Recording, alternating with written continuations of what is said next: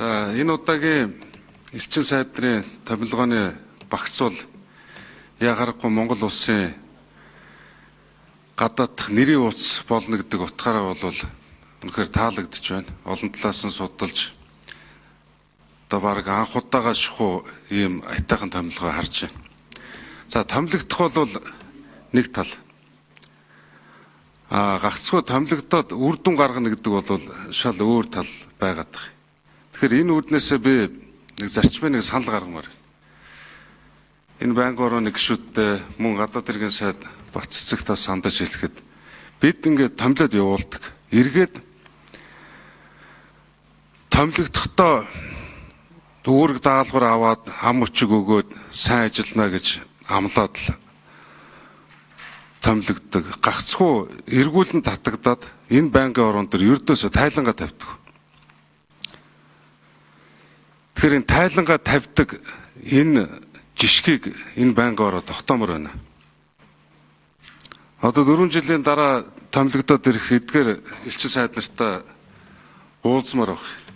За ингээд төдий томилогдохдоо ийм үүрэг даалгаврууд авч ирсэн. За очисон газар болгоно одоо очиод ямар ололт амжилт гаргав, Монгол улсын хөгжлийн төлөөх юу хийж бүтээв гэд асуумаар л баг. За үр дүн яаж гарах вэ? Хоёр дахь миний өндгөхөд байгаа зарчмын юу гэхээр нэг төрийн ажил төр засгийн төлөөлөл очихоор одоо бүхэл байдгаараа ингээл үйлчлэл гүгээд байдаг. Хувийн хвшил нь очихоор ердөөсөө тоодох. Тэгэл ярваагаас уучдаг. Уулздагчгүй, тусдын болдогчгүй. Эцсийн дүндээ энэ хувийн хвшилт чинь л гадаад байгаа элчин сайдрын дэм тусцаа маш их хэрэгтэй байдаг. Юун дээр хэрэгтэй? Чадварлаг болсон хүч хэрэгтэй. Гадны өндөр ур чадвартай мэрэгчлэтүүд хэрэгтэй. Эсвэргээр энэ залуучуудаа тэр бүс нутагт нь очиод сурах хэрэгтэй байдаг.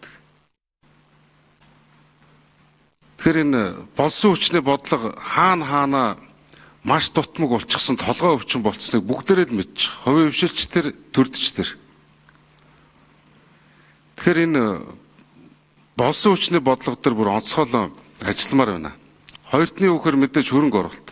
За хөрөнгө оруулалт гэхээр автоматар уул уурхай гэдэг. Тэгтээ дэргүй уул уурхайн компаниуд төрийн дэмжлэгтэй дэмжлэггүй өөрсдөө учрыг олоо явуулдаг.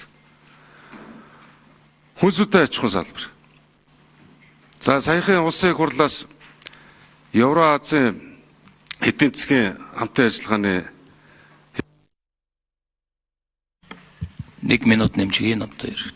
За энэ хүрээнд зөвхөн тэр Евразийн бүс нутгийн нэг 5 улсын хэмжээнд биш бусад улс орнуудаас энэ хүнсүтэй аж ахуйн салбартаа энэ техник, технологи, чадварлаг болсон хүчин хөрөнгө оруулалт гээд бүхий л болцоог бид нэр эрэлхийлж ажилламаар байгаа. Одоо эндгээр улсууд томилогдож байгаа элчин сайд нар тухайн улсын чинь энэ хүнсүтэй аж ахуйн салбарын хөгжил бол бүгд онцлогоороо дээд түвшиндээ гарч ирсэн.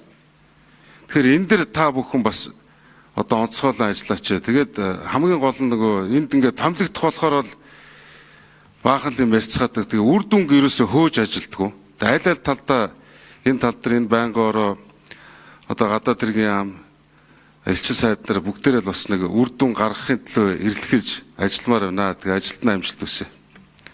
За намтай гишүүнд баярлалаа. Тийм. За тайлангийн хувьд бол би өөртөө чинь санал нэг би өөрөө баг бас тийм саналыг гишүүд байнгын хороондоо тавьсан. За энэ жилийн хувьд одоо бид нэр оны төгсгөлөөр гадаад харилцааны яам за одоо хэлийн чандад сууж байгаа 50 диплом төлөөлөгчийн газрын тэргүүнүүдийн хийсэн ажил жилийн хугацаанд гарсан үр дүнгийн талаар тайлан тавих гээд бэлдэж байгаа. За байнгын ороонд дарга тэмүүлэн даргаас бас манад үүрэг өгсөн. Энэ жил одоо элчин сайдрын тайлан сонсё гэдэг. За 2022 оноос хойш томилогдож байгаа элчин сайд нартай гэрээ байгуулахаас гадна зөвхөн саяны дурдсан асуудлууд, хэлийн чандах иргэдийн асуудал, худалдаа, эдийн засгийн харилцаа, хөрөнгө оруулалттай холбоотой хийх ажлууд гэдэг 5 заалттай ийм гэрээг тусна сайдтай элчин сайд нар байгуулад тайлангаа хагасчил тутам өгөөд яваад ерөнхийдөө хэвшиж байгаа.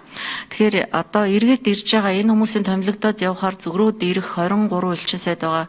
тэднүүсийг тайлан байнгын хорон дээр тавиулъя. Тэгээд бас байнгын хорныхоо гишүүдтэй уулзвал энэ бүрэн боломжтой гэдгийг хэлье.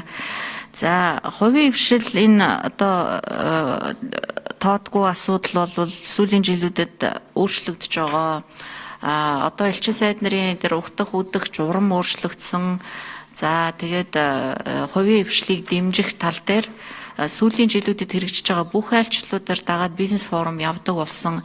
Илүү бодиттой хамтын ажиллагаа, харилцан ашигтай хамтын ажиллагаа руу өөрөө манай Монгол улсын бодлого чиглэгдэж байгаа болохоор гадны түншүүдтэй нь уулзуулах, шин зах зээл боломжийг олгож өгөх, уул уурхайн бус бараа бүтээгдэхүүнийг экспортлох тал дээр нэлээд бодлогын өөрчлөлт гарсан. За, энийг одоо өнөөдөр дэвшиж байгаа элчин сайд нар ч гэсэн тусгаал үүрэг болгож өгж байгаа. За, элчин сайдаар томилогдохоос өмнө тодорхой хугацаанд одоо бас айлаас зөвшөөрлөө хүсээд яваад зарилга гараад явтлаа бас эдэн сар болдог. За, энэ хугацаанд бол тасралтгүй юм сургалт зохион байгуулах, за бүх салбар яамдуудтай уулзалт зохион байгуулдаг, ийм тусгайлсан одоо бэлтгэл ажлын төлөвөө гардаг. За, энэ хүрээндээ бид нар бас засгийн газар дээр ч гэсэн ярьсан ийм бодиттой хамтын ажиллагаа өрнүүлэх, за Монголын аж ахуйн нөөцөдөд дэгжиж бараа бүтээгдэхүүн гадагшаа гаргах энэ нөхцөлийг бүрдүүлье.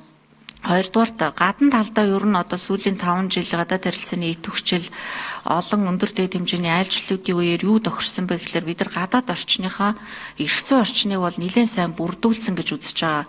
Гадны компаниуд, гадны улс орнууд манай Монголоос одоо бараа бүтээгдэхүүн чанар шаардлагын маань стандартыг хангах юм бол доктортой нийлүүлж чадах юм бол авахд бэлэн байна гэсэн байгаа.